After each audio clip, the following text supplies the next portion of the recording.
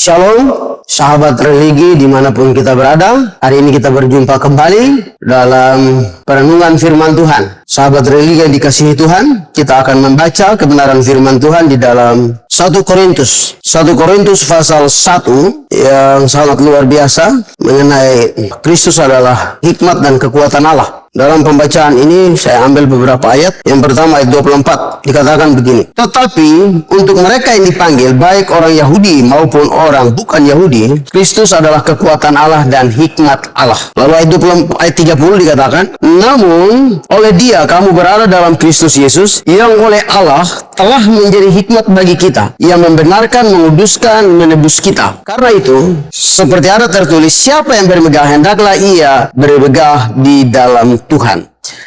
Saya memberi tema bermegah di dalam Tuhan dalam pembacaan ini. Sahabat religi, dimanapun kita berada, kita manusia sudah jatuh dalam dosa. Sehingga untuk keluar dari dosa itu tidak gampang. Kita sudah bersalah, kita sudah menjadi milik dunia. Kita tidak bisa kembali dari segala kejahatan kita. Tapi lewat pembacaan ini ada kabar baik bagi kita. Alkitab berkata, tetapi untuk mereka yang dipanggil, baik orang Yahudi maupun bukan Yahudi, kita adalah orang-orang yang dipanggil keluar dari dosa kita, kebiasaan buruk kita, yang mau supaya kita sempurna, roh, jiwa, dan tubuh kita sempurna. Dan dijelaskan bahwa Kristus adalah kekuatan Allah dan hikmat Allah. Kristus adalah kekuatan Allah dan hikmat Allah. Itu artinya bahwa segala sesuatu yang Allah punya sudah menjadi milik Kristus Yesus. Jadi tanpa Dia, kita tidak bisa buat apa-apa. Dia akan datang sebagai Raja, Dia akan datang sebagai Hakim. Dia layak patut disembah. Lewat Dia kita dapat diterima oleh Allah. Dan dikatakan hikmat Allah. Itu sebabnya kita butuh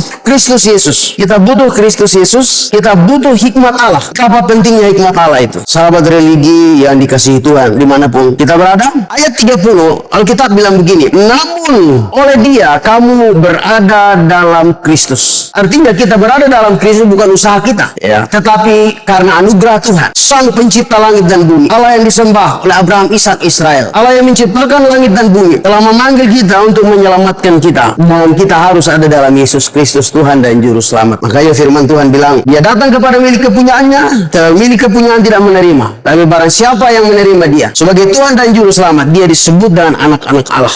Puji Tuhan. Dalam pembacaan dikatakan begini, namun oleh Dia kamu berada dalam Kristus Yesus, yang oleh Allah telah menjadi hikmat bagi kita, ya, hikmat bagi kita. Kita yang tadi tidak benar, di dalam Kristus firman Tuhan katakan Ia membenarkan. Jadi tidak ada siapapun dapat membenarkan kita, tidak ada agama manapun dapat membenarkan kita, tetapi di dalam Kristus Yesus kita dibenarkan. Tadinya kita orang yang tidak benar, tapi dalam Kristus Yesus kita dibenarkan. Hal yang kedua adalah menguduskan. Menguduskan itu artinya begini, tadinya kita milik dunia, tadinya kita milik siapalah begitu, tetapi pada waktu kita ada di dalam Kristus Yesus, kita menjadi milik Allah. Kalau kita menjadi milik Allah, maka kita ada di dunia ini sebagai utusan Tuhan. Dimanapun kita berada, apapun profesi kita, kita sebagai milik Tuhan, dan kita ada sebagai utusan Tuhan. Menguduskan itu artinya sesuatu itu menjadi milik Tuhan. Jadi kita ini ada milik Tuhan, sehingga kata-kata kita, perbuatan kita, sikap kita, bahkan di dalam hati kita harus kudus atau menjadi milik Tuhan. Dan yang berikut adalah hikmat itu menebus kita. Kita yang tidak benar, kita yang tidak kudus, seharusnya kita yang dianiaya, seharusnya kita yang disiksa, seharusnya kita yang disalibkan, seharusnya kita ada di api neraka, dan tidak ada jalan lain untuk menyelamatkan kita. Tidak ada ajaran manapun bisa menyelamatkan kita kecuali Kristus. Maka yang dikatakan dan menebus kita dari maut, dari dosa. Penebusan ini bukan gampang. Alkitab berkata Allah begitu mengasihi kita, begitu besar kasih Allah, sehingga Dia mengorbankan anaknya yang tunggal, supaya barang siapa yang percaya kepada tidak binasa, melainkan beroleh hidup yang kekal. Itu kasih Allah. Kalau kasih Kristus bunyinya seperti begini. 1 Yohanes 3 ayat 17 juga dikatakan. Siapa yang dikatakan? 1 Yohanes 3 ayat 17, ayat 16. Dengan inilah kita mengenal kasih, yaitu bahwa Kristus telah menyerahkan nyawanya untuk kita. Jadi kita pun wajib menyerahkan nyawa kita untuk saudara-saudara kita. sahabat religi dimanapun kita berada, ini berat sebenarnya. Tapi firman Tuhan katakan demikian. Demikian,